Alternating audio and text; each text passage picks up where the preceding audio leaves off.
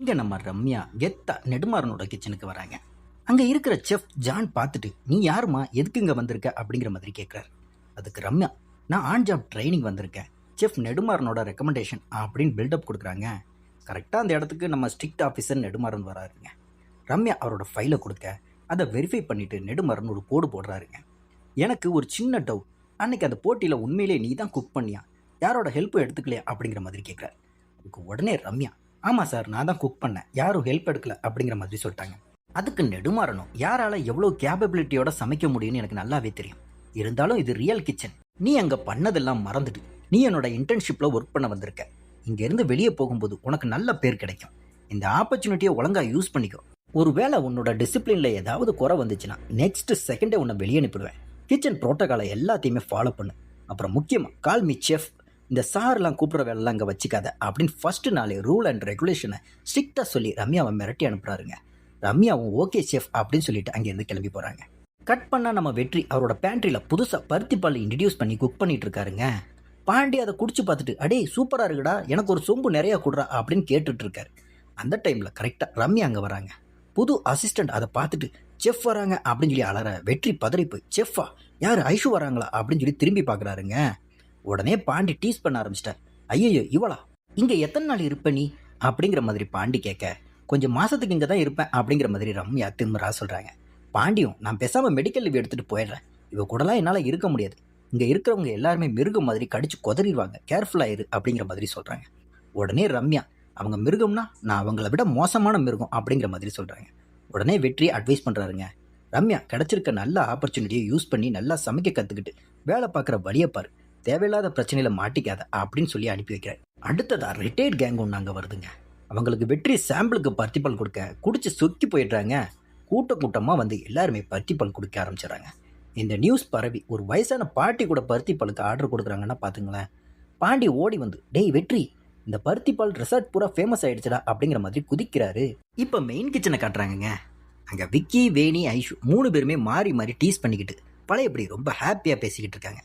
இதை பார்த்த மற்ற 2 செஃப்ஸ், முன்ன மாதிரி இப்போ தான் நம்ம ரெசார்ட் கிச்சன் ஹாப்பியாக இருக்குது, இவங்க 3 பேரும் ஒன்று சேர்ந்தா தான் கிச்சனுக்கே ஒரு கலகலப்பு வருது அப்படின்னு சொல்லி பேசி சந்தோஷப்படுறாங்க. அப்போ கரெக்டாக அங்கே ஸ்ரீநிதி ஒரு ஆர்டர் எடுத்துகிட்டு வராங்க. இவங்க 3 பேரும் சிரிச்சுட்டு பேசிகிட்டு இருக்கிறத பார்த்து ஸ்ரீநிதி முகம் சுருங்கி போகுதுங்க. விக்கி கிட்ட ஆர்டரை கொடுத்துட்டு, செஃப் இதான் ஆர்டர் அப்படிங்கிற மாதிரி சொல்கிறாங்க. அதுக்கு விக்கியும், ஸ்ரீநிதி, நீ எதுக்கு என்ன விக்கின்னு கூப்பிடாம செஃப்னு பார்மலாக கூப்பிட்ற அப்படிங்கிற மாதிரி கேட்குறாங்க. அதுக்கு ஸ்ரீநிதி ரொம்ப அப்செட்டாக, உங்களை வேற எப்படி கூப்பிட முடியும் அப்படின்னு சொல்லிட்டு டல்லாக அங்கேருந்து கிளம்பி போகிறாங்க. உடனே வேணியும் ஐஷும் விக்கியை பிடிச்சி வாடுறாங்க. டேய், இதுக்கெல்லாம் காரணம் நீ தான்டா, ஸ்ரீநிதி பாவண்டா. அதுக்கு விக்கி என்ன சொல்கிறான் தெரியுமாங்க, நான் சாதாரணமாக ஃப்ரெண்ட்லியாக தானே பழகினேன், அவள் தப்பாக நினச்சிக்கிட்டா அதுக்கு நான் என்ன பண்ண முடியும் அப்படிங்கிற மாதிரி அவன் சொல்கிறாங்க. அடுத்த சீனில் ரூம் சர்வீஸ் டீம் எல்லாருமே கேண்டீனில் உட்காந்து சாப்பிட்டுக்கிட்டு இருக்காங்க. அங்கே வந்த ரம்யா நைஸாக ரூம் சர்வீஸ் டீம் பக்கத்தில் உட்காடுறாங்க. அங்கே இருக்கிறவங்க, இங்கே பாருமா, ரூம் சர்வீஸ் கிச்சன் டீம்னு தனித்தனியாக தான் உட்காருவாங்க, நீ அங்கே போய் உட்காரு அப்படிங்கிற மாதிரி சொல்கிறாங்க. ஆனால் ரம்யா, இல்லை நான் அங்கெல்லாம் போக மாட்டேன், என்னால் தனியாக உட்கார முடியாது அப்படின்னு சொல்லி அடம் முடிச்சு அங்கேயே உட்காராங்க. அப்போ அங்கே விக்கி என்ட்ரி கொடுக்குறாருங்க. ரம்யா, உனக்கு என்ன தகுதி இருக்குது, நீ கிச்சன் டீமில் இருக்கிறவ, உன் தகுதியை தெரிஞ்சு நடந்துக்கோ, இவங்க கூடலாம் உட்காராத அப்படின்னு சொல்லி கொஞ்சம் சீனியாரிட்டி கெத்த காட்டுறாருங்க. ஆனால் நம்ம ரம்யா சும்மா இருப்பாளாங்க, நறுக்குன்னு மூக்க இருக்கிற மாதிரி ஒரு கேள்வியை கேட்குறாங்க.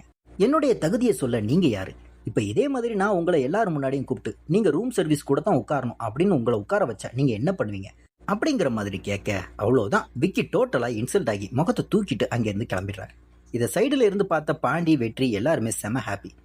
பாருடா, விக்கி மூக்கை எப்படி உடச்சிட்டா பாரு, சரியான ஹராத்தா தான் இருப்பா இவ, ஒரு டைனோசர் அப்படின்னு ரம்யாவை வச்சு காமெடி பண்ணிக்கிட்டு இருக்காங்க. கட் பண்ணா ரம்யா கிச்சனில் ஒர்க் பண்ணிகிட்டு இருக்காங்க. செஃப் கிரேஸ் தான் அவங்களுக்கு இன்ஸ்ட்ரக்ஷன் கொடுத்துட்ருக்காங்க. அந்த டைமில் ஐஷு அங்கே வந்து, ரம்யா, உன்னோட ஃபர்ஸ்ட் டே எப்படி போகுது அப்படிங்கிற மாதிரி கேட்க, அவ்வளோதான் ரம்யாவுக்கு நேற்று வெற்றி அடிவாங்கின கோபம் தலைக்கிறது. ஐஷுவை பயங்கரமாக இன்சல்ட் பண்ணி பேசுகிறாங்க. நீங்கள் ரொம்ப சைல்டிஷாக பிஹேவ் பண்ணுறீங்க, உங்களுக்கு ஒன்றும் தெரியல, வெற்றி மனசு எவ்வளோ கஷ்டப்பட்டிருக்கும் கொஞ்சமாவது யோசிச்சு பார்த்தீங்களா, இதே மாதிரி நீங்கள் ஒரு தப்பு பண்ணி அவர் உங்களை கை நீட்டி அடிச்சிருந்தா நீங்கள் பொறுத்திருப்பீங்களா அப்படின்னு ரொம்ப ஹார்ஸாக பேசி எகிறாங்க. பாவம் நம்ம ஐஷு ஒரு வார்த்தை கூட பேச முடியாமல் அந்த திட்டு எல்லாத்தையுமே வாங்கிட்டு அப்படியே வாயடைச்சு நிற்கிறாங்க. அதே மாதிரி பேண்ட்ரிக்கு நம்ம ரியா வராங்க. வந்துட்டு இன்னைக்கு சேல்ஸ்லாம் எப்படி போச்சு அப்படிங்கிற மாதிரி கேட்குறாங்க.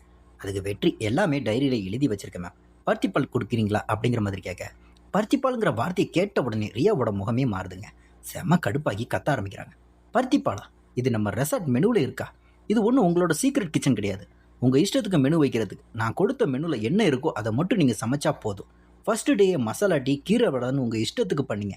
சரி போட்டுன்னு விட்டேன். இதுக்காகத்தான் உங்களை மாதிரி ஆட்களை இங்கே வைக்கக்கூடாதுன்னு சொன்னேன். எங்கள் அப்பாவை சொல்லணும், உங்களை எல்லாம் வைக்க வேண்டிய இடத்துல வைக்கணும். இனிமே மெனுவில் இருக்கிறத மட்டும் சமைங்க அப்படின்னு ரொம்ப ஹார்ஸாக பேசிட்டு வெற்றியோட முகத்தில் கரிய பூசின மாதிரி கிளம்பி போகிறாங்க. வெற்றிக்கு ஒரு மாதிரி இன்சல் ஆகிடுதுங்க. அப்போ அந்த புது அசிஸ்டன்ட் பாட்டா கேட்குறாருங்க, ஆமாம் ஏதோ ஒரு சீக்ரெட் கிச்சன் சொன்னாங்களே அது என்னது அப்படிங்கிற மாதிரி கேட்குறாங்க. அதுக்கு வெற்றி ஒன்றுமே சொல்லாமல் சோகமாக நிற்கிறாருங்க. உடனே பாட்டா மைண்ட் வாய்ஸில், ஓஹோ தம்பி ஏற்கனவே ஏதோ ஒரு பெரிய சம்பவம் பண்ணியிருக்காரு போலையே அப்படிங்கிற மாதிரி நினச்சிக்கிறாரு. கட் பண்ணால் நைட்டு பவானி அக்கா கடையில் எல்லாருமே வேலை பார்த்துட்டு இருக்கும்போது ரம்யா அங்கே வராங்க. செம கெத்தா, இன்னைக்கு ஃபஸ்ட்டு டே போனேன் அப்படிங்கிற மாதிரி ஒரு போடு போட்டேன் அப்படிங்கிறாங்க. போட வேண்டியவங்களுக்குலாம் நறுக்குன்னு கொடுத்துட்டு தான் வந்திருக்கேன் அப்படின்னு சொல்லி சொல்கிறாங்க.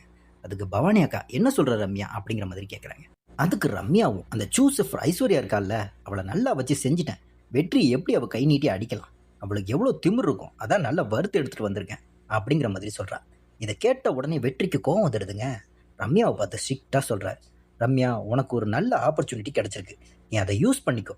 உங்கள் அம்மா உன்னை எவ்வளோ கஷ்டப்பட்டு படிக்க வைக்கிறாங்க, அந்த மனசை மட்டும் மைண்டில் வச்சு நடந்துக்கோ. வேலை பார்க்குற இடத்த எல்லாத்தையும் அனுசரித்து போகணும். அதுபோக இது எங்கள் 2 பேருக்கும் நடுவில் இருக்கிற விஷயம், இதில் நீ தலையிடாத அப்படின்னு முகத்தில் அடித்த மாதிரி பேசிடுறாருங்க.